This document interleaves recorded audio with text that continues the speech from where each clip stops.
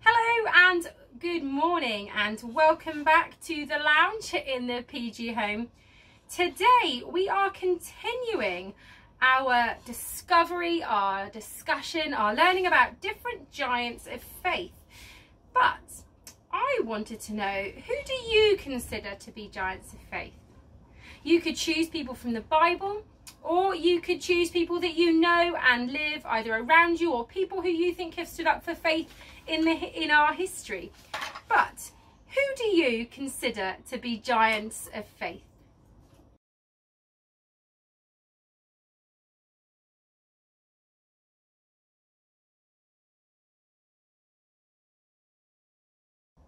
So I've got lots of different people who I think are giants of faith, and yes, some of them are from the Bible, and you've heard already some of the ones I think who are brilliant giants of faith. But sometimes there are people in our lives who are maybe still alive now, or who were alive, and they're the people that we know who have told us about Jesus, who have told us about God.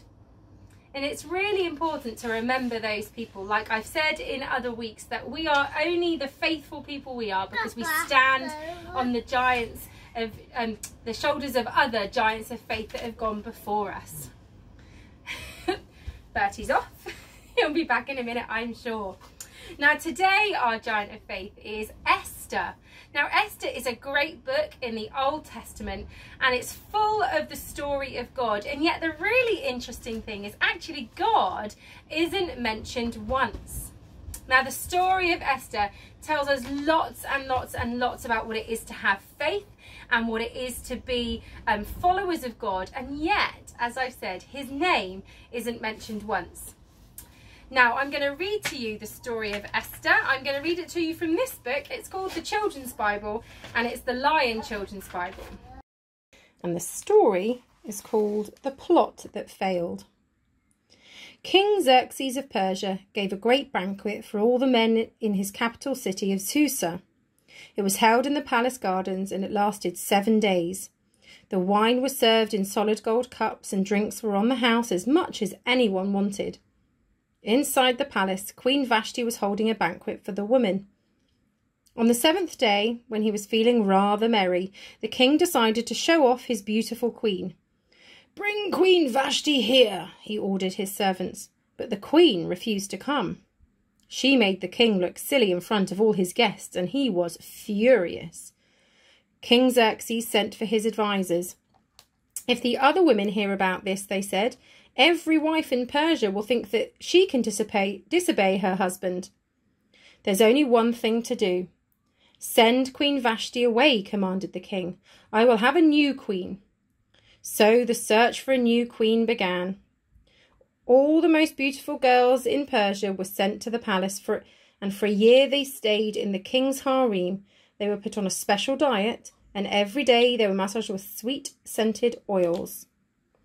The king sent for each of them in turn. The most beautiful of them was Esther, the adopted daughter of Mordecai the Jew. Everyone loved her, and as soon as the king saw her, he chose her to be his queen. One day, Mordecai heard about a plot to kill the king. He told Esther, and the king was very grateful. He wrote Mordecai's name in the official palace records. Sometime after this, a man called Haman was made chief of staff to the king. He was proud and vain and cruel. Everyone had to kneel before him. Only Mordecai refused.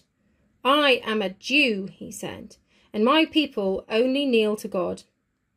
From that moment, Haman made up his mind to kill Mordecai and all the Jews. He went to the king. "There is a nation in your kingdom that refuses to obey your laws. Let me have them destroyed."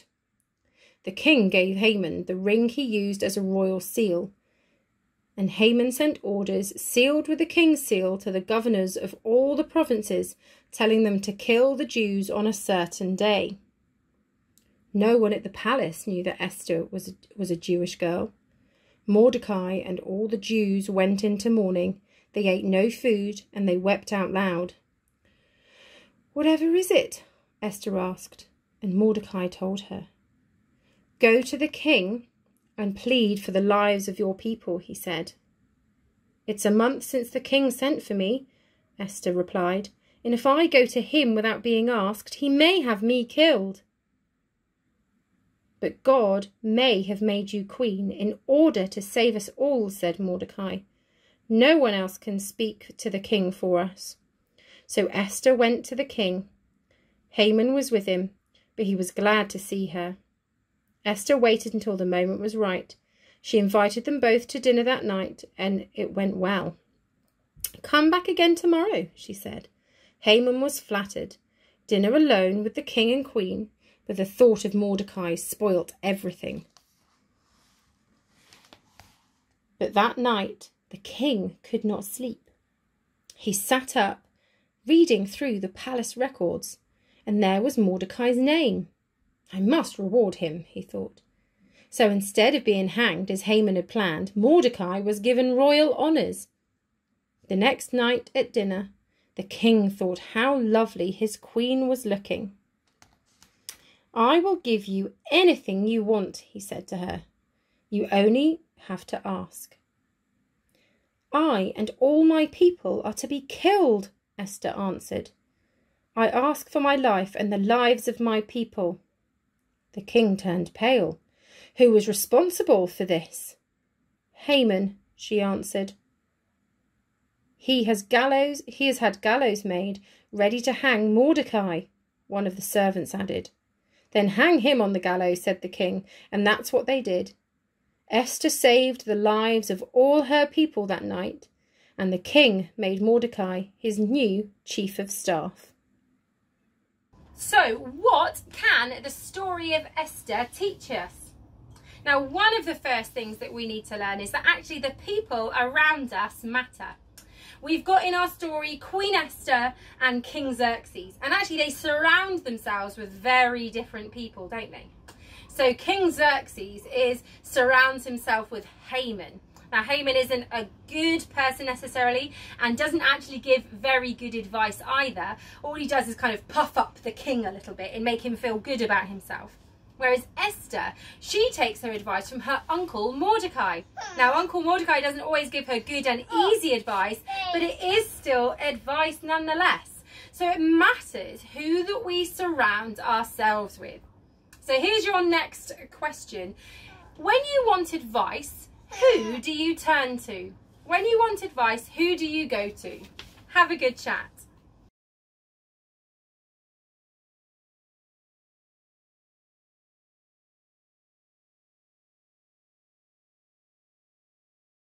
So it really does make a difference. Now, when we think about advice, often it's important to kind of think about what kind of advice we want. So, for example, if I want advice about baking, the chances are I'm going to ask Fiona, aren't I?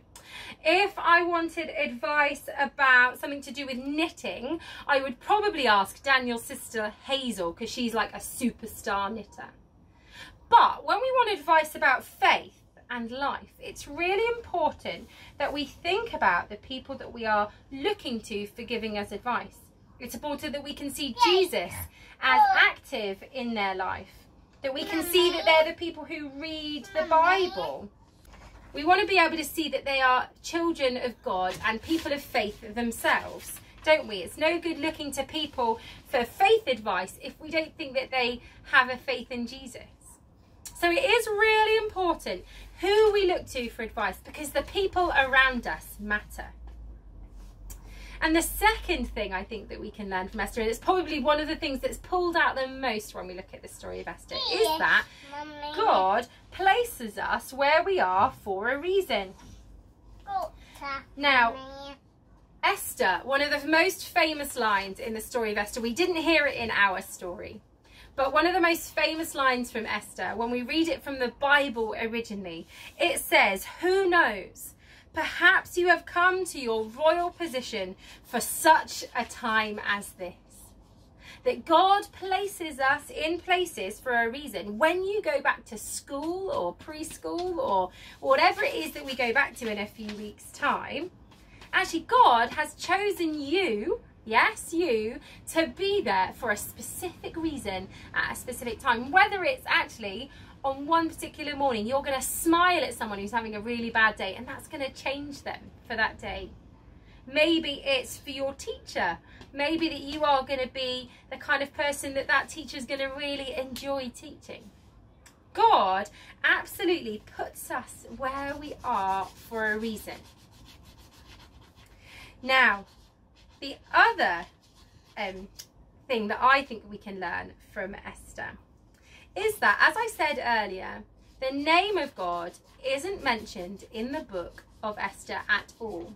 We know that they are Jews, and we know that therefore they are God's people, and therefore we know that they have faith in God, but he's never actually said. And yet in the 10 chapters of Esther, God's fingerprints, God's kind of, if he was a toddler, it'd be God's sticky handprints, are all over the story, whether it's positioning Mordecai to stop an attempt on the king's life so that he's raised to the right position by the end of the story, whether it's putting Esther in the right place at the right time for that purpose to save God's people. God is all over the book of Esther. Now, was it all by chance that these things happened? Absolutely not. God's story is everywhere, and that can remind us that even when we feel scared and it's hard to see where God is and what God is doing, actually God is there. And maybe it's only when we get to the end of the day or end of the week, or maybe sometimes the end of the month, and we look back at all the different things that's happened, that actually we can see where God has been and where God has been at work. So what I'm going to ask you to do is just spend some time and think, where can you see, if you're going to look back, we've done this once before in our lockdown videos, isn't it? As you look back, can you see a time when you can see that God really has been evident? Martin sent out an email to all the grown-ups this week asking if they have any testimonies of when they can see God being active. And actually, that's a really good thing. So have a think now as a family, or if you're on your own, think back, look at, can you see times that God has definitely been active, even if he hasn't been seen there, if he's not been obvious? Have a good chat.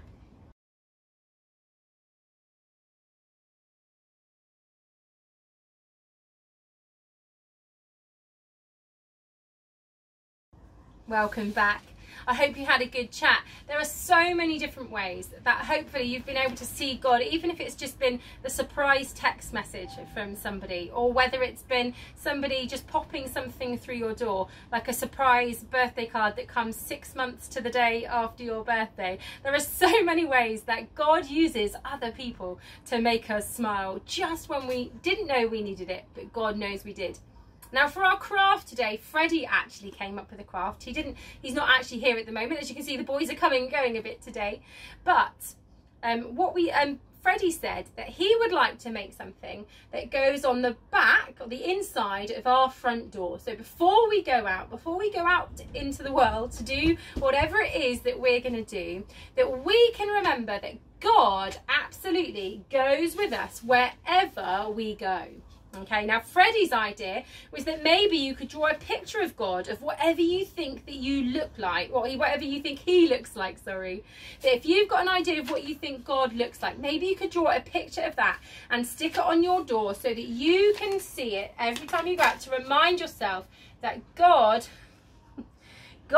absolutely goes with you wherever you go. Now the other thing I thought of, because I'm not very good at drawing people, let alone God, I've made myself a poster. Come back. I've made myself a poster. Now my poster is actually a verse from Isaiah 41:10, and it says, "Do not fear, I am with you." There's a lot more to the verse than that, but maybe you could make yourself, maybe you could find your own verse. You could make your verse about anything you like. It might be it could be a verse of your favourite one. It might be from Joshua about being bold and courageous wherever we go, because we know that God is on our side. Whatever it is that you do, I hope that it is something that you can put somewhere to remind yourself that God goes with you wherever you go. Oh dear, sorry. We're going to pray now, Bertie. Shall we sit and pray? You going to sit on my lap to pray? Yeah. Okay. Lovely. Right. Oh, let's have a big cuddle. Lovely. Right, we're going to pray. Lord God, we thank you that through the book of Esther, even though we don't see your name, we see your story.